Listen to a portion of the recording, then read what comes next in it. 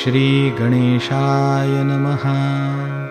अस्य श्रीरामरक्षास्तोत्रमन्त्रस्य बुधकौशिकऋषिः श्रीसीतारामचन्द्रो देवता अनुष्टुप्छन्दः सीताशक्तिः श्रीमद्हनुमानकीलकम् श्रीरामचन्द्रप्रीत्यर्थे जपे विनियोगः।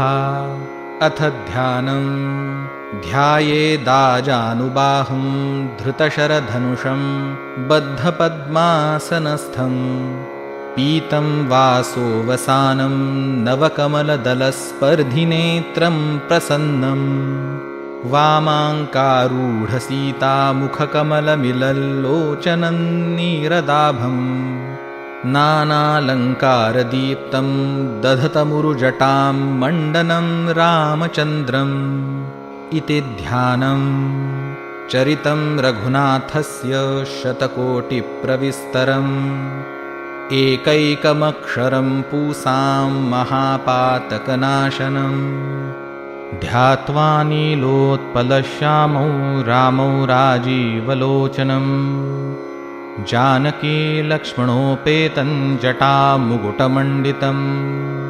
सासितूनधनुर्बाणपाणिन्नक्तञ्चरान्तकं स्वलीलया जगत्त्रातुम् आविर्भूतमजं विभुं रामरक्षां पठे प्राज्ञः पापघ्नीं सर्वकामदां शिरो मे राघवः पातु फालन्दशरथात्मजः कौसल्ये यो दृशौ पातु विश्वामित्रप्रियश्रुति घ्राणं पातु मखत्राता मुखं सौमित्रिवत्सलः जिह्वां विद्यानिधिः पातु कण्ठं भरतवन्दितः स्कन्धौ दिव्यायुधः पातु भुजौ भग्नेशकार्मुकः करौ सीतापतिः पातु हृदयं जामदग्नजित् मध्यं पातु खरध्वंसी नाभिञ्जाम्बवदाश्रयः सुग्रीवेशः कटी पातु सक्थिनी हनुमत्प्रभुः ऊरूरघूत्तमः पातु रक्षः कुलविनाशकृत् जानुनी सेतुकृत् पातु जङ्घे दशमुखान्तकः पादौ बिभीषणः श्रीदः पातु रामोऽखिलं वपुः एतां रामबलोपेतां रक्षायः सुकृती पठेत् सचिरायुः सुखी पुत्री विजयी विनयी भवेत् पातालभूतलव्योमचारिणश्छद्मचारिणः न द्रष्टुमपि शक्तास्ते रक्षितौ रामनामभिः रामेति रामभद्रेति रामचन्द्रेति वा स्मरन् नरो न लिप्यते पापैर्भुक्तिं मुक्तिं च विन्दति जगज्जैत्रेकमन्त्रेण रामनामनाभिरक्षितं यः कण्ठे धारयेत्तस्य करस्था सर्वसिद्धयः वज्रपञ्जरनामेदै यो रामकवचं स्मरेत् अव्याहताज्ञ सर्वत्र लभते जयमङ्गलम् आदिष्टवान्यथा स्वप्ने राम रक्षामि मां हरः तथा लिखितवान् प्रातः प्रबुद्धो बुधकौशिकः आरामः कल्पवृक्षाणां विरामः सकलापदाम् अभिरामस्त्रिलोकानां रामः श्रीमान् सनः प्रभुः तरुणौ रूपसम्पन्नौ सुकुमारौ महाबलौ पुण्डरीकविशालाक्षौ चिरकृष्णाजिनाम्बरौ फलमूलाशिनौ दान्तौ तापसौ ब्रह्मचारिणौ पुत्रौ दशरथस्येतौ भ्रातरौ रामलक्ष्मणौ शरण्यौ सर्वसत्त्वानां श्रेष्ठौ सर्वधनुष्मतां रक्षः कुलनिहन्तारौ त्रायेतान्नो रघुत्तमौ आतसज्ज धनुषा विषुस्पृशा वक्षया शुगनिषङ्गसङ्गिनौ रक्षणाय मम रामलक्ष्मणावग्रतः पथि सदैव गच्छताम्। सन्नद्धः कवची खड्गी चापबाणधरो युवा, गच्छन्मनोरथोऽस्माकं रामः पातु स लक्ष्मणः।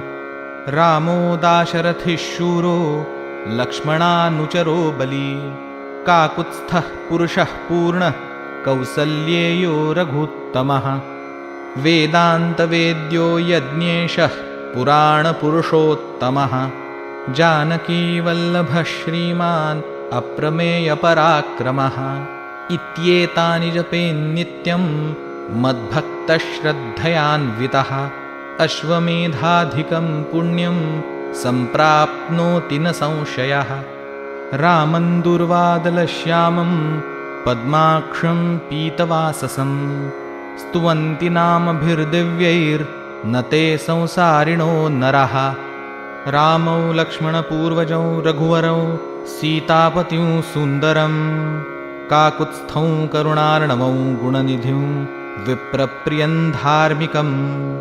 राजेन्द्रौ सत्यसन्धं दशरथतनयौ श्यामलौ शान्तमूर्तिं, वन्दे लोकाभिरामौ रघुकुलतिलकौ राघवौ रावणारिम्।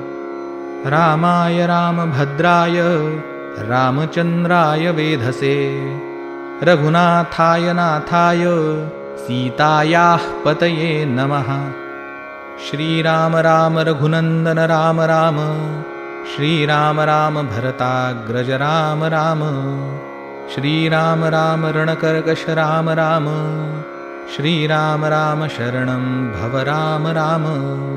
श्रीरामचन्द्रचरणौ मनसा स्मरामि, श्रीरामचन्द्रचरणौ वचसा गृह्णामि। श्रीरामचन्द्रचरणौ शिरसा नमामि, श्रीरामचन्द्रचरणौ शरणं प्रपद्ये। माता रामो मत्पिता रामचन्द्रः, स्वामी रामो मत्सखा रामचन्द्रः। सर्वस्वं मे रामचन्द्रो दयालुर्नान्यं जाने नैव जाने न जाने। दक्षिणे लक्ष्मणो यस्य, वामे तु जनकात्मजा। पुरतो मारुतिर्यस्य, तं वन्दे रघुनन्दनम्। लोकाभिरामौ रणरङ्गधीरौ, राजीवनेत्रौ रघुवंशनाथं।